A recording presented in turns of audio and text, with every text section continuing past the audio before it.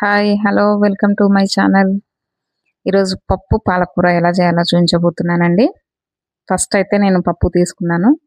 పప్పు కడిగాను. కడిగిన తర్వాత పచ్చిమిర్చి, దాంట్లోకి పసుపు, కొంచెం ఆయిల్ వేసాను. ఆయిల్ వేసి వాటర్ పోసి మూత పెట్టేసుకొని స్టవ్ మీద అయితే పెట్టేశానండి. పప్పు కుక్కర్ని స్టవ్ మీద పెట్టిన తర్వాత దానికి కావాల్సిన చింతపండు నానబెట్టుకుంటున్నాను. నేనైతే పాత చింతపండు నానబెట్టానండి. దాని తర్వాత దానికి కావాల్సిన పాలకూరని నీట్గా కట్ చేసుకొని 2-3 టైమ్స్ వాష్ చేసి పెట్టుకోవాలండి. దానికి కావాల్సిన పచ్చిమిర్చి కూడా కట్ చేసుకున్నాను. ఈ పప్పు అనేది 4 విజిల్స్ వచ్చేంత వరకు కూడా కుక్ చేసుకోవాలి. 4 విజిల్స్ మొత్తం కుక్ అయిపోతుందండి. 3 విజిల్స్ లాస్ట్ 4 విజిల్ వరకు కూడా అలానే ఉంచి పప్పు కుక్కర్ తీసి పక్కన పెట్టేసుకున్నాను. స్టవ్ ఆఫ్ చేశాను 4 విజిల్స్ తర్వాత. దానికి కావాల్సిన ముందుగా పాలకూరని ఫ్రై చేసుకోవాలి. 2 టేబుల్ స్పూన్ ఆయిల్ వేసి కొంచెం పోపు గింజలు, దాంట్లో కొంచెం పచ్చిమిర్చి వేసాను. వెల్లుల్లి ఇలా దంచి వేసుకుంటే టేస్ట్ అనేది బాగుంటుందండి. వెల్లుల్లిపాయలు దంచాను. దంచి ఇందులో పచ్చిమిర్చి కొంచెం ఫ్రై అయిన తర్వాత వెల్లుల్లి కూడా వేసుకోవాలి. దీనికి కొంచెం పసుపు అనేది యాడ్ చేస్తున్నానండి.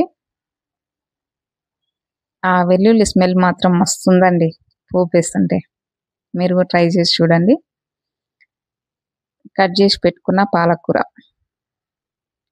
ఫ్రై చేస్తున్నానండి. ఆల్రెడీ కుక్ అయిన పప్పుని తీసి పక్కన పెట్టుకున్నాను. ఇది కొంచెం వేగాక ఒక 3 మినిట్స్లో ఇది వేగిపోతుంది. పాలకూర కుక్ అయిపోతుంది. దీని గ్యాస్ అంతా తీసి హెయిర్ అంతా తీసి కూడా ఓపెన్ చేస్తే ఇలా కుక్ అయిందండి. పప్పు గుత్తితోటి ఇలా రుబ్బుకోవాలి. పచ్చిమిర్చి కూడా అది దంచినట్టు రుబ్బుకోవాలండి. అది రుబ్బుకుంటే ఇలా అవుతుంది. అది తీసి కుక్ అయిన పాలకూరలోకి ముందుగా నానబెట్టుకున్న చింతపండు చారు, అది అంటే టేస్ట్ని ఇస్తుంది. కొంచెం పులుపుగా బాగుంటుంది. అది కుక్ అయిన పాలకూరలోకి పప్పు యాడ్ చేసుకోవడమే. పాలకూర పప్పు రెడీ. ఒక 2 మినిట్స్ అలా గ్యాస్ మీద ఉంచేస్తే పప్పు రెడీ అయిపోతుందండి. దాంతో పాటే నేను రైస్ కూడా కుక్ చేశాను ఆఫ్టర్నూన్ లంచ్కి. ఇది అది రెండు కూడా వేడి వేడి, ఆహా సూపర్ ఉన్నాయండి. రైస్ అయితే వడ్డించుకుంటున్నాను. పప్పు అయింది కదా, పప్పు రైస్ రెండు రెడీ. రైస్ వడ్డించుకున్నాను, పప్పు కూడా. పప్పుకి ఆవకాయ పచ్చడి కాంబినేషను అబ్బా సూపర్ ఉంటుందండి. కొంతమంది నెయ్యి కూడా యాడ్ చేసుకుంటారు.